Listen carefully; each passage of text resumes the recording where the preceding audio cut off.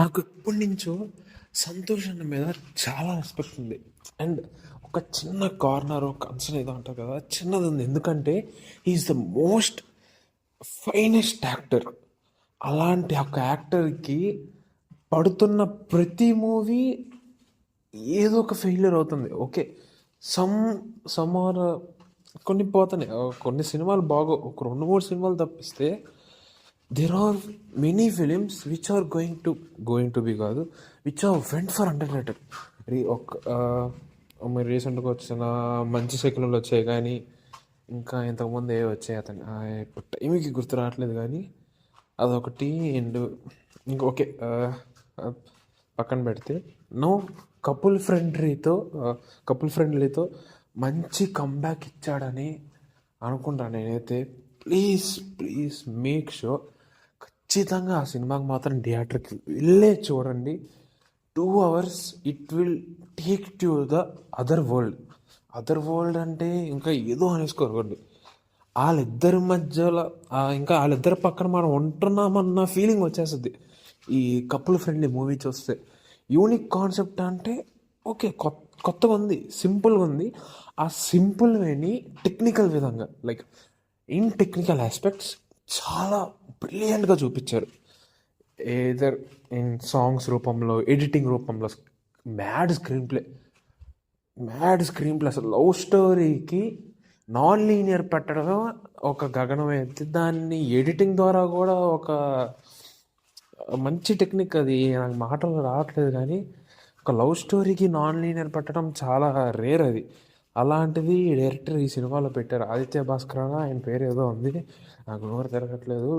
ప్రతిదీ చాలా రోజుల తర్వాత ఒక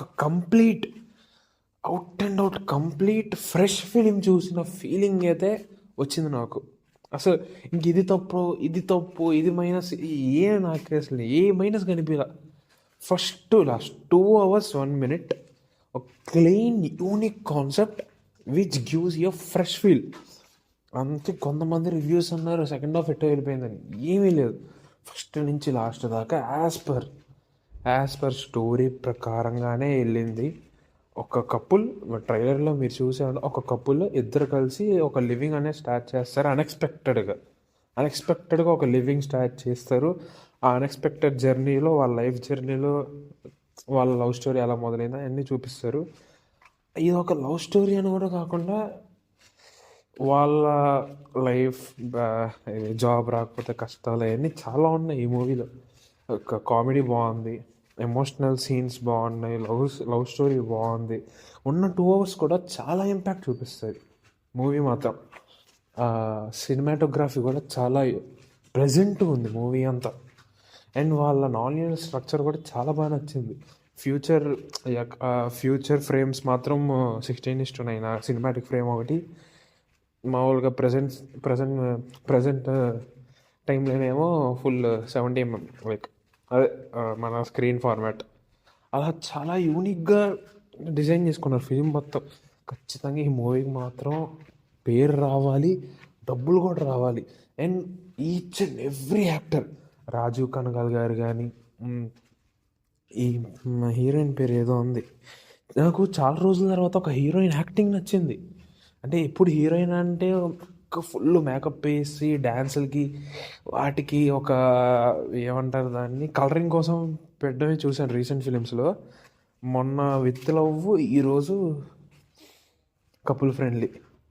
హీరోయిన్ యాక్టింగ్ నాకు పిచ్చగా నచ్చింది ఈ మూవీలో మాత్రం. సంతోష్ శోభన్ అన్న, ఈ అమ్మాయి పేరు ఎందుకు గుర్తు రావట్లేదు నాకు. మూవీలో అయితే ఈ అమ్మాయి పేరు మిత్ర. వీళ్ళిద్దరు మాత్రం పోటాపోటీగా చేశారు యాక్టింగ్ మాత్రం. పిచ్చెక్కిచ్చేసారు లిటరల్లీ యాక్టింగ్ మాత్రం. ఏదో ఒక యాక్టింగ్ స్కూల్లో బాగా ఎక్స్పీరియన్స్ చేసి అసలు ఎమోషనల్ సీన్స్ అయితే వీళ్ళిద్దరు యాక్టింగ్ చేశారు. పీక్ యాక్టింగ్ వాళ్ళిద్దరిది. ఇంకా లాస్ట్ క్లైమాక్స్ అయితే హీరోయిన్ ఉంటుంది, బ్యాక్ ఆడుద్ది యాక్టింగ్ మాత్రం, చాలా బాగుంటుంది. అండ్ ఇంకేం గుర్తు రావట్లేదు నాకు. ఈ సినిమా గురించి చాలా చెప్పాలి నేను. ప్లీజ్ వెళ్ళి థియేటర్కి వెళ్ళి చూసేయండి ఈ సినిమా మాత్రం. ప్రతి ఒక్కరు యాక్టింగ్ ఎర్రగా తీశారు. ఎస్పెషల్లీ సంతోష్ అన్న పీక్ యాక్టింగ్ నిజంగా చాలా బాగా చేశాడు. ప్రీవియస్ ఫిలింతో కంపేర్ చేసుకుంటే ఈ ఫిలిం యాక్టింగ్ చాలా ఇంప్రూవ్ అయ్యింది. కుర్రోడు చాలా కష్టపడ్డాడు ఈ మూవీలో మాత్రం. Please go and watch this film, especially dialogues మాత్రం చాలా బాగున్నాయి. మంచి ప్లేసెస్లో ల్యాండ్ అయ్యాయి డైలాగ్స్ మాత్రం. డైలాగ్స్ కూడా ఇంకా మనసులో గుచ్చుకుపోయే విధంగా అని అంటారు కదా, అలానే ఉంటాయి dialogues. Please go and watch.